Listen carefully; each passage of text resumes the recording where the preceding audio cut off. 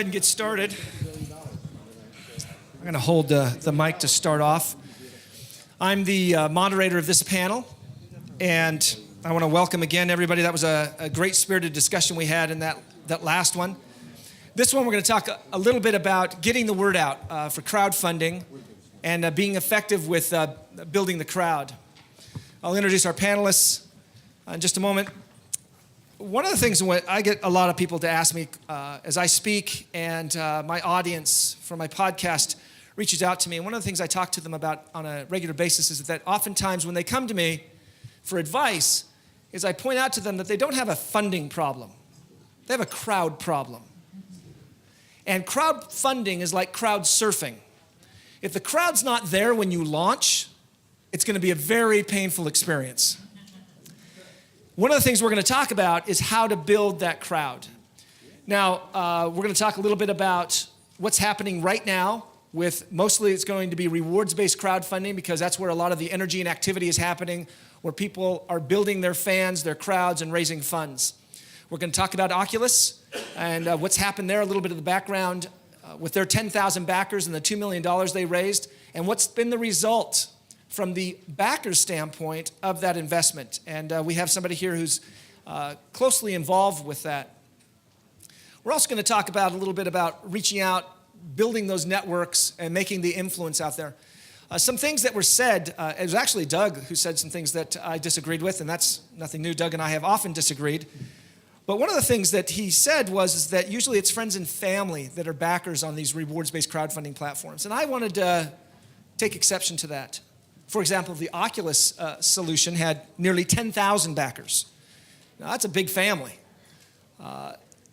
There are more and more projects that are hitting platforms like Kickstarter, Indiegogo, CrowdTilt that are attracting thousands and thousands of backers. I've got one young man that I know out of St. Louis who decided to start a little crowdfunding project of his own last year, and he launched it, and he raised $60,000, and he was quite pleased with that. His company he went to his company and said, I'd like to take a day off a week and just focus on this little crowdfunding thing that I've kind of launched. And they were flexible enough to agree to that. He launched a second campaign last fall and raised $360,000. He then went to his company and said, you know that day off I wanted to take? I think I'm going to take all the days off, if you don't mind. And he became self-sufficient using crowdfunding to drive this business that he was growing. He has a current campaign running right now. He launched a second one now within the last 12 months, and it's sitting at $370,000. So in the last, about 12 months, this young man all by himself has raised just about $750,000 doing this, his passion, pursuing his passion. One of the things that he did was to begin to blog on a regular basis. He has now 90 lessons on raising money on crowdfunding, specifically Kickstarter. And his following and his fans continue to increase because what he has done is figured out a way to draw them in, educate them, and then as a reward to him, they actually turn around and reward him with their money and their financial backing. He's actually figured out how to turn that on its head where they're giving him the reward rather than him focusing on giving the reward back, although he does give a reward. So this is just one little anecdotal story about how this crowdfunding is happening today, and it's happening very effectively. Let me go through a quick introduction of our panel. I think you're going to have some very interesting things to hear from them. I got to turn this around as the moderator and the MC. I got to make sure we stay on track on time. This panel is supposed to end at what time? Somebody want to look? 11:45. 11:45. So we're going to end at about 11:50. Okay? Maybe 11:55. Okay, let's start. Kevin, why don't you go ahead and introduce yourself? Okay, I'm Kevin Lawton, author of The Crowdfunding Revolution. So by the way, most authors aspire to be best-selling authors. I'm aspiring to be best giving my book out author. So there's a couple copies up here. I have a few more in the car if somebody wants a copy. I'm a multi-time entrepreneur, and I saw the whole crowdfunding trend happen years ago and started blogging a lot, and then that kind of led to connecting with a guy who wanted to write a book on crowdfunding. And so we did lots of research and ended up kind of getting known from talking to people, upcoming platforms, and helping out with a little bit behind the scenes with the efforts that I guess ended up being the crowdfunding component of the Jobs Act and all kinds of goodies like that. And this is really just a passion of mine to help the next generation of people get funded because obviously our funding mechanisms are completely broken. So this is really just a book of passion for me. Amir? My name is Amir Rubin. I'm the CEO and co-founder of Six Sense Entertainment. Six Sense is a maker of virtual reality input devices and all the what we call middleware that we refer to as the Six Sense VR SDK, software development kit. We are very tied to Oculus VR. We are now working very closely with a lot of the players in the field of virtual reality. Our middleware is being used by both Sony, that came with their own VR headset, and with Oculus. And I will help making sense, hopefully for you guys, of this whole Oculus situation, how it affects the Kickstarter community, how it affects, I'll just use my example of how it affected my community, my supporters. I have more than 3,000 supporters right now through Kickstarter that actually ordered and supported my product. And there's 100% overlap between the communities of Oculus. We are sharing the backfire of the Facebook deal, and we can get you as much information about how it affects. We'll talk about that. We'll talk about a little bit of the backlash that's resulted in the communities because of the Oculus acquisition. Exactly. Thanks, Amir. Roy?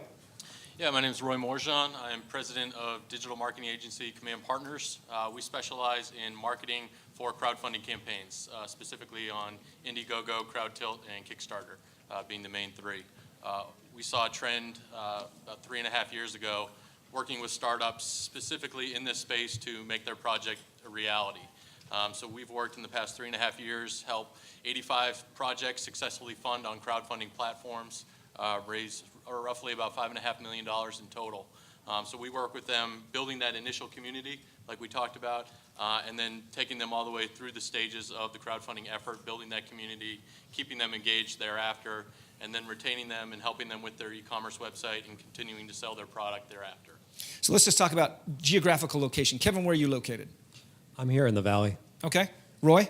Charlotte, North Carolina. Charlotte, North Carolina, and Amir? Los Gatos, it's right down. Los Gatos. I think most of us are probably familiar. Yeah, down in San Jose area. Okay. Let's talk a little bit about. Let's start with Amir. Not about the Oculus deal, but let's talk about your Kickstarter campaign, Six Sense. You launched it last year, correct? Launched it in August. Of last year, and tell everybody just a little bit about the success that you had, how much you funded, number of backers that you had, how long you ran that project. Project ran for 30 days. We expected about 1,000 developers to jump in and take our VR controllers and start developing content.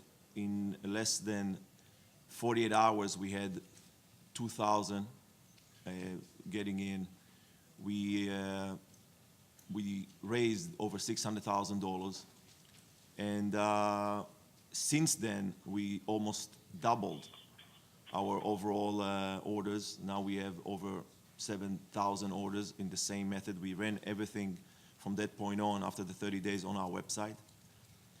We did raise the price from the price of the Kickstarter, just to make it clear to the Kickstarter community that they have a better deal than all. And again, we are now benefiting significantly from being in the right place in the right time with virtual reality. So it's going to be a very exciting time. Yeah, it's going to for our space. There's a lot of attention focused on the $2 billion as I call it, the $2 billion Kickstarter campaign, because Oculus, we know a little bit about what's happened. Oculus was launched on Kickstarter, nearly 10,000 backers, raised just over $2 million last fall. The company, how long has the company been around? Company currently been around 2 years. Okay. They raised their $2.7 million, $2.5 million. They raised it a year into their business. Okay. And we're going to circle back to the Oculus deal and Amir's insights into what's happening and the impact that's happening on the community. But the community is something that's going to continue to come up in our conversation. And Kevin, the community, your book talks about using social media to kind of build that community to help you take advantage of this crowdfunding phenomenon. You want to talk a little bit about the importance of community and kind of some of the insights that you have when it comes to building that community? Yeah, I think the most important thing to note about getting the word out in terms of community is that you're almost better off finding like really targeted people who have a big followership, and then creating community with them as well, getting them engaged, but not in a kind of a begging way, but in a way that they're actually engaged in trying to help you kind of co-create with you. And if you can get them on board a little early, then just imagine that when, I think you mentioned surfing the wave, or creating a wave in this case, imagine like when you come out the gates and you know some really key bloggers and people in media, and they are sort of right there side with you at the launch. I call these people super nodes. So, I mean, it's good to have a big base of followers who know your work, but augment that with having a community of people with a lot of visibility out there, a lot of followership. What kind of how does somebody, so I've got an idea, I want to launch a crowdfunding project. How do I go and find these super nodes that you're talking about? What steps would I take to build that contact so that it doesn't come across as begging? Well, whatever space you're in, it's pretty clear. It's probably already clear to you the key people who kind of blog in that space, the real movers and shakers, people who have already done similar things that you have, people in your space that will get what you're doing without too much kind of investment of time. And those people are going to be the kind of people to go get sort of engagements with early on. You bring up a good point, and that is that in your space, very seldom does a generic crowdfunding offering touch on a significant cross markets, cross interest groups. Virtual reality space that Amir's in, whether on Kickstarter particularly, people are surprised by the single most effective category on Kickstarter. And I use the term effective by which category generates the most success based on percentage of successfully funding. Does anybody want to take a guess what Kickstarter's #1 category is for most successfully funding from a percentage-wise? What's that? Gaming? That you would think gaming. Nope. Technology. Man, that's the one you would think. That's in the bottom 5. Movies, film, that's one of the top ones. The #1 category is dance. 75% of the time, if a dance project goes on Kickstarter, it funds. Why? Well, honestly, dance is not something you can usually do by yourself and enjoy. You can do it by yourself, but the enjoyment part is the key. Dance is all about building a community. And dance organizations, whether it's a dance production, whether it's a stage production, they're already in that mindset of building the community. And that's one of the key things you need to do is realize that steps that you take to build influence in your community doesn't necessarily mean that you'll have influence outside that community, but that's one of the key things. And that's always an interesting indicator. Somebody mentioned gaming. Gaming is the top funding category, and that includes both virtual gaming, similar to the Oculus, but also board gaming. And board gaming has become one of the single most biggest influences on Kickstarter and crowdfunding themselves. This young man that I mentioned that's raised $750,000, he sits at home and makes board games. That's what he's raised $750,000 to do, is make board games. He's enjoying himself. But you can't play a board game by yourself usually either. And that's why, again, the community makes that such an important aspect of it. Roy, let's talk about the community building that you do for your clients, because I assume, I'm taking a guess here that you're going to support what I just said. Absolutely. Okay, perfect. Okay, Yeah, go ahead. The community's huge, and there's a few resources we use, like Kevin was touching on. The software-wise, influential bloggers in the space are going to be huge as far as launching the campaign out there and getting their initial feedback as far as marketability of your program, your software, your technology, whatever you're building. Reaching out to them beforehand, giving them the beta access almost, can initialize that conversation and take it, to the next level as far as where you're going to be going with it. A great piece of software that we use at our agency is called GroupHi. That allows you to do research based on the keywords that you're looking for, the software product that you're developing, and find those influencers in the blogging space. As far as social media goes, there's a great piece of software that was currently purchased by Moz called Follower Wonk. And that, again, allows you to type in the keywords of the product that you're creating and find those influencers in the space and begin that initial conversation with them. I have on my podcast, I recently had a guest. He was on The Bachelorette. Not that I watch, but my wife watches, so I watch while she's watching. He was on season 5 of The Bachelorette. He has 100,000 Twitter followers. He and his twin brother got a little bit of notoriety. His twin brother then married the Bachelorette from season 4. He got dumped on season 5, so it's a kind of family little thing. They were on my show the other night because they've launched a crowdfunding campaign, and they failed.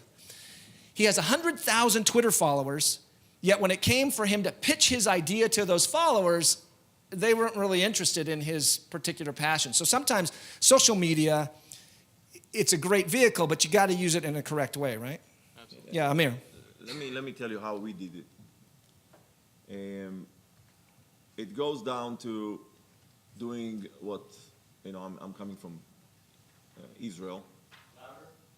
You got to get closer to the mic there. I believe I'm a great believer that before you start anything, specifically a crowdfunding project, you need to do your homework. And finding those influencers is a critical part of that intelligence work you must do. So what we've done, we identified both looking at crowdfunding, successful crowdfundings like Oculus that was basically a year before us, and other players within the gaming and virtual reality space. And we just reached to them to get validation for our product. A validation, not for the campaign that we're going to be doing, but for the actual product. Do they believe that this product is what is needed for virtual reality and for overall gaming?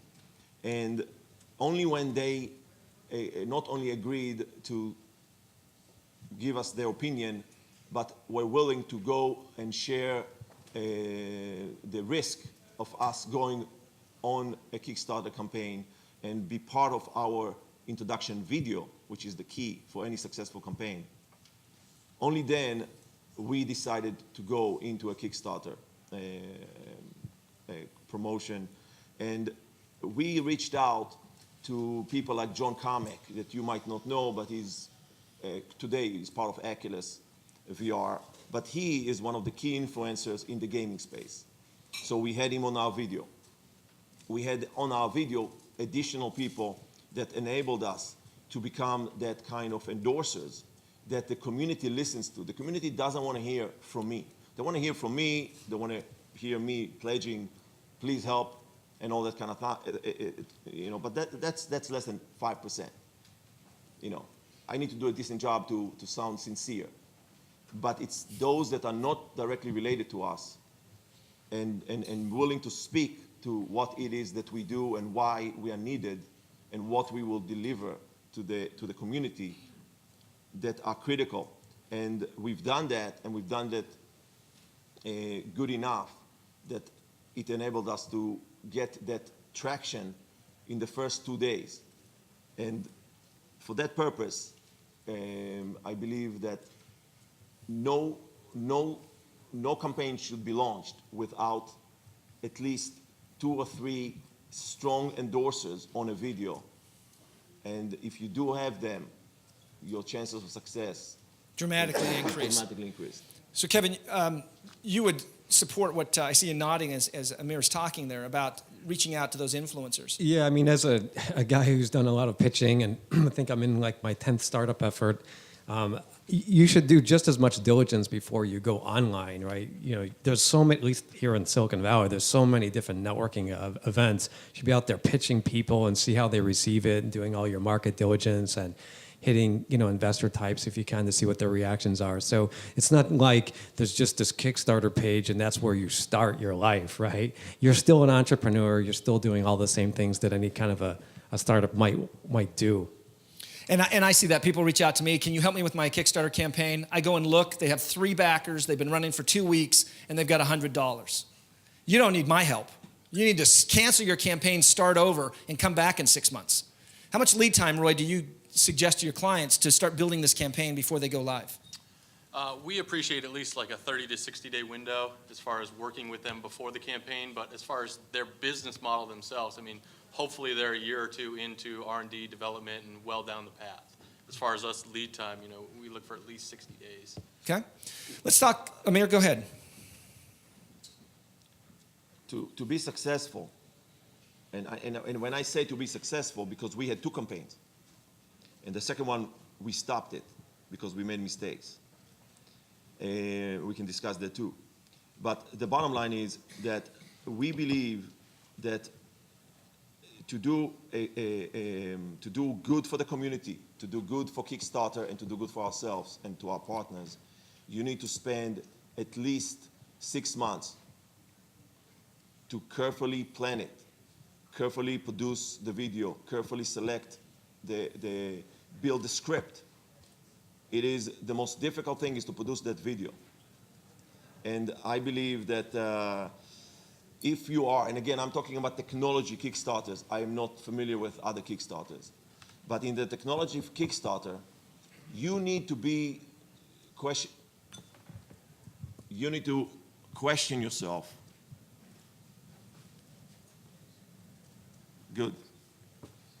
You need to question yourself. As a technology Kickstarter, doesn't matter if it's a 3D printing, virtual reality, game, whatever. Am I able, am I willing, am I ready to go on Reddit? I don't know, if you guys don't know what Reddit is, do not do a technology Kickstarter and do not support it. If you are willing to spend an hour with the Reddit community on a Q&A session, Ask me anything, and Ask Me Anything session. ask me anything, like we did for the STEM system, like we did for our Kickstarter. If you're willing to do that, and take the fire straight in your face, and have the answers, you have to prepare like you are going in front of the grand jury. Because these are those influencers that's gonna be on it, and they'll ask the question. They've done all the research. They know everything about you and more, and everything about your competitors and more. So what's interesting that you're hearing from this panel is that this community isn't giving them money to make money. This community isn't investing money. They're investing their emotion and their own passion. And this is what a Kickstarter campaign owner or any crowdfunding rewards-based, if they don't understand that. So when traditional companies go into crowdfunding, they often make that mistake and think that they're just setting up some type of pre-order system. And they miss the fact that, no, these people are not giving you money because they expect some kind of return on their investment. They're giving you money because they believe in you. And if you violate that trust, this is what Amir is referring to, they will come back and be the crowd giveth and the crowd taketh away. And they will be very vicious about making sure that your life becomes very difficult. Yeah. Let me just add one little piece here. So the exact, again, technology Kickstarter supporters, they don't want to come too early. They want to come when the product is mature enough. They want to feel that you know what you're doing and that you brought the product to a point. You know, in our world, it's like pre-beta. Still issues, huh? Yeah, there you go. It's pre-beta. There we go. Okay, now fine. Pre-beta means it's not finished, so features can be added. But it's mature enough that it's got all the features that you have in it tested and ready to go. And the reason that they want to join at that point is because they want to influence the product outcome. They want to feel that you not only have the product ready for them to provide their input, that then you have to follow up and communicate. We still communicate. We finished our campaign in September. We still work with them, and every month we'll do at least 1 or 2 updates on the Kickstarter page of ours and communicate with them and ask them questions. What's from the color that they want, and use the polling system that Kickstarter gives us. We work so closely with that community because, I remember in the past we used to spend huge amounts of money on focus testing. This is the most efficient focus testing you can get from the most educated consumer. And they're paying you to participate in the focus testing. And it's worth for them to pay us because now they get credit. They are the only ones that have those special T-shirts that says VR Pioneer. Do you know, we're in the Valley. Do you know what an engineer will do for a t-shirt? Yeah, right? I mean, we laugh, but it's that recognition that they're looking for more than that investment. Kevin. I just want to make one point about marketing. You talked about old companies from the old paradigm coming into crowdfunding. There was this great comic I saw that said, if people talk to you one-on-one, the way that marketing talks to us as a general rule, we'd probably punch them in the face. And that's kind of how I feel about when people bring old school kind of marketing into crowdfunding. If you're not real, you're going to get ejected out of the system. And that's really one of the points, again, that the crowd itself is starting to regulate what's going on, because there is a darker side to this. There is, the last panel, somebody was talking about $100,000. A gentleman raised $120,000 to produce a product on Kickstarter. He then, a year later, had to post on his update, "I'm sorry, I spent the money." And then he listed out all the things he spent the money on. The Xbox that he bought, the flat panel TV, he moved to Portland from Atlanta, thinking that if he listed out all the things he spent the money on, that the crowd would be more forgiving the fact that he took their $120,000, and no, it didn't go well for him. What we want to talk about in our last few minutes is this very thing, this slightly darker side of sometimes the crowd taketh away. When the crowd's not happy, when the community feels that they've been violated. And in this case, the Facebook campaign, the Facebook acquisition of Oculus for $2 billion after raising $2 million is, we've already heard about from Doug and from others about the interesting take that the traditional media is having on this. But it's being taken from a slightly different angle. The community itself has something to say about this. The people who backed Oculus are also Amir's backers. And what are we hearing from the community? What is their opinion about this wonderful success that they helped finance through their $2 million donations to this Kickstarter campaign? What's been the feedback? The feedback is not positive, unfortunately. And that's because, from the advantage that you get from the type of backers you get in Kickstarter, those hardcore early adopters that wants to be part of the creative process. When you finish the campaign and you continue with them for another year, and then, like any other business, Oculus is a business, with $100 million in venture capital following the Kickstarter. They went and sold the business to the highest bidder, and the problem is that Facebook, doesn't matter how Facebook is going to try to spin it, will never be able to deliver on what those early adopters, those 10,000 early adopters of Kickstarter, were envisioning that they are contributing their blood, sweat, and tears and money to support. And the realism that they did not buy any equity. They invested more than money, but they bought really a product. And they did not even buy a product, they bought a development kit. So the actual product that's going to come out from Oculus might be completely different than the product that they envisioned by the time Facebook finished with it. So they're very concerned. Now, again, we have the overlap of audiences, and they're coming to me and asking me, are you going to do the same? Should we worry now that you are next to be purchased by Facebook or Google? And I'm not going to tell you differently. I will sell my company for $2 billion, and I'll sell it for less. There's no question, and I did tell them that. But I told them also, and I'm continuously communicating with them, is that we are more than ready now. We are trying to work it through our legal to attorneys to offer some type of friends and family. And I heard the panel before about creditor investors and all that stuff. We are trying to get a way for the community to participate in our success. There is a great chance that our company will be purchased in the next 3 to 6 months. We are a critical component from the VR experience, and the frenzy out there now will basically, and there's no way to lie or say any different than that. So the point is, the sticking with the community and working through the ecosystem of what's happening around you is a critical part of the campaign. And the campaign of a Kickstarter, especially successful campaign, it's a never-ending campaign. You have to continue working and deal with that community, because if you turn your back on them, they can bury you. Their influence, just like on your Kickstarter, on the bloggers, on the media, is unmatched by any other group. Roy, do you find yourself in damage control occasionally with your clients? Yeah, we recently had one company in the wearable tech industry basically get called out for their product.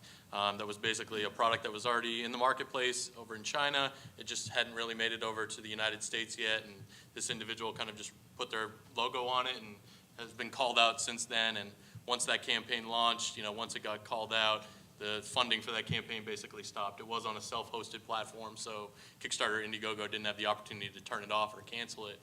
So he was still able to get his funding, but there's been quite a bit of backlash, product delays, and the community has responded. Short-term gain, long-term loss. Exactly. We're seeing that right now on Indiegogo. There's a project out there called Gobe, G-O-B-E. If you have an opportunity, look it up.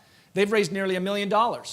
It says it's a San Francisco-based company that allows you to have a wristband that calculates how many calories you're burning and consuming through your skin. The problem is, every doctor who has been asked about it says that is physically impossible and that it's bogus. You do a little bit more research and you discover this is not a San Francisco-based company. This is a startup in St. Petersburg, Russia. And they've raised $1 million, and the funding is a variable funding, so they're getting their money as soon as people put it in. There's a slightly darker side, but what's going to happen is they get away with it once, but then the crowd starts to say, oh, you fooled me once. I'm not going to try a George Bush quote up here. You fooled me once, shame on me. Fooled me twice, shame on you. No, did I just do it like Bush did it? Okay, whatever. We've only got a couple more minutes, so what I'd like to do is open the panel up to questions. So I got a question right off the bat, right out of the back. What you just said is a problem, because they can change their identity in a heartbeat. And, with the internet, you can be anybody, anywhere, anytime you want. Totally, the Wizard of Oz fake curtain, presenting, as though you're real. So let me just, do you have a question, or I can just repeat what you just said? That Russian company, how are you going to prevent, how can that be prevented? So his question is, how can you prevent that from happening in the future? There are a couple of ways. One is that the crowd itself, the platform can take some steps. Kickstarter says if you're making technology, you've got some significant hoops to jump through to prove that you have a working product. It can't be just a computer rendering. It has to go through some hoops. They do a little bit of due diligence. But what happens is the crowd themselves start to become aware of the fact, and the next time they see something similar, they start to step up. For example, this morning I saw an artist that's put forth this great book of art that they're raising funds for, until the crowd discovered that, wait a minute, I've seen this image before, and it's copyrighted art coming from another artist who had no idea that their art was being used in a crowdfunding platform, Kickstarter. But the crowd themselves discovered it. And what happens is in each one of these categories, as fraud starts to creep in, the crowd itself becomes more savvy and starts to take steps. Now, if they don't, many of these crowd recognize that the government is just waiting to see if this problem gets out of control, and we go back to protecting the investors. One of the challenges is, though, on so many of these crowdfunding platforms, it's such a small amount of money. We're talking $20 to $100. Occasionally somebody will lose a little bit more, and oftentimes it's a year later. Oh yeah, I spent $20 a year later to help a guy buy an Xbox. Shame on me. I will make sure that I'm a little bit more diligent, and the crowd itself starts to take control of that. Yeah, Joe. Go ahead. Basically, most of the crowd dynamics apply to rewards programs at this point. This is what we're talking about, is the rewards-based side. Yes. I wonder if you might make a few comments on what you think will happen to those dynamics with equity crowdfunding. I think that's a great question, because we're learning lessons in the rewards base that should teach us what should happen in the equity side. Does anybody want to comment on that, just briefly? I'm happy to. So if you want to do fraud prevention, you need synthesis. Synthesis comes from a broad base of people which then encompasses some outlier people who know specific pieces of information, like doctors who know that this band doesn't work, for example, right? So you need a large base of people, and you need an element of asymmetry, something that lifts the asymmetric kind of calls from, like, it finds this doctor who knows something up to the surface so other people can see it, and then secondarily make judgments. And the way you do that is you have a market, and then you need a little bit of a time element. So one thing I wouldn't do, I'm not really a big fan of this incremental payout, like just real-time payout. A little bit of buffering allows the synthesis to happen. It's no different in equity or perks or anything else. It's the same thing with Yelp. It's the same thing with reviewing hotels. The same dynamic in crowdfunding, crowdsourcing, all work exactly the same. But you need a little bit of time, and you need a lot of people. And by the way, that synthesis I described, the large base of people, that's the opposite of a government regulatory body. Yeah, but that's not enough. A Kickstarter have a specific process of how to get your campaign on their platform. You provide an application, which is basically your page, but when you fill that application, the original application that you need to fill is everything about who you are, the people involved, the company, the history of the company, what manufacturers are you going to use and using, developers, they want to know, they do due diligence, let's put it this way. Now, you can then get, after approval, you can change that page to reflect more of a marketing-driven. Again, you need to show a product that's working. You cannot show any renderings and all sorts of stuff. So you have some level, but the bottom line is, I believe a Kickstarter. Now, I don't know about those other sites that allow you to raise money. I don't agree at all with anything. Nobody should be able to get their money before the campaign is completely closed. All those sites should be closed, in my opinion. It's inviting companies like that, the one from Russia. But for me, I found the Kickstarter process very, very good to protect, especially when it gets into equity. And Kickstarter will get into equity. So Okay, so we've got a few more minutes. Is it Robert? Yeah. And Robert, before you ask your question, where are you from? Australia. Have you ever done a Kickstarter campaign? Yes, I have. How successful was your Kickstarter campaign? We raised $100,000 in about 4 hours, and that led on to a crowdfunding event, which raised us $700,000. Sorry. So $100,000 in 4 hours. Yep, we raised a total of $157,000. 157,000 in 4 hours, and then here. It was a month campaign, but the bulk of it happened in one afternoon, which led to us. I thought Australians were like slow and laid back, and there was a rush. So go ahead. I was just going to add to... Go ahead and ask the question there. There you go. Sorry. I was just going to add to Roy's point about the formality that a Kickstarter campaign introduces, especially for the companies involved. I'll help you. Amir. Sorry, Amir. Sorry. I was looking at Roy's tag. Roy is a nicer name. I'll call you Amir. What we found is that we wanted to use Kickstarter to substitute our angel investment round in starting a company. And what we found is the formalization required to run a successful Kickstarter campaign dramatically reduced the risk upfront for us running the company. So who's your market? What's your product? What's the price point? How are you going to market it? All these questions were answered very, very quickly. As a matter of fact, within about 4 hours of starting the campaign. So we were quite successful. We're actually the most successful Kickstarter campaign that came out of Australia. What that led to was a qualified investment round, a crowdsourced qualified investment round. We just basically invited those people who backed us on Kickstarter to come hear us out about investing in the company. We were expecting maybe 5 or 10 people. 120 showed up. And we managed to raise a seed round of $500,000 in about 90 minutes, which is pretty awesome. And this never happens as an entrepreneur because you're normally whining, dining, working with investors one at a time. So the market dynamic completely flipped around. What's interesting about this is that we managed to use Kickstarter to get some runs on the board, prove ourselves by delivery, prove ourselves through success of having an operational business that was making money. And since then, we're able to use that capital through the Kickstarter and also the seed financing round to move our company from Sydney, Australia to Silicon Valley. And now we're contemplating a $6.5 million, actually probably about a $7.5 million Series A, which is all pretty cool. So as a trajectory path for starting a company, we found actually more efficient than the traditional means. Like I've done 5 startup companies in the last 15 years, and using Kickstarter to basically temper the business to get it ready was far more efficient for me. I found out very much up front about what was going to work, what wasn't. It allowed us to make some mistakes, make some corrections, but very quickly develop an investment profile that basically had a lot of risk mitigated out of the business up front. So I guess that's my 2 cents. No, that was from the experience. awesome. That was your $700,000 2 cents. Thanks, Robert. Just to add one tiny piece Thanks, here, Robert. to elaborate slightly on that due diligence that Kickstarter does, we had to go 4 times back and forth with Kickstarter before they approved our project. So they reviewed our submission, they came back with questions. You don't have enough of this, you don't have enough of this, more information about where you're gonna make it, more information about this and that. We went back and forth until they approved it. And I expect that to be the standard.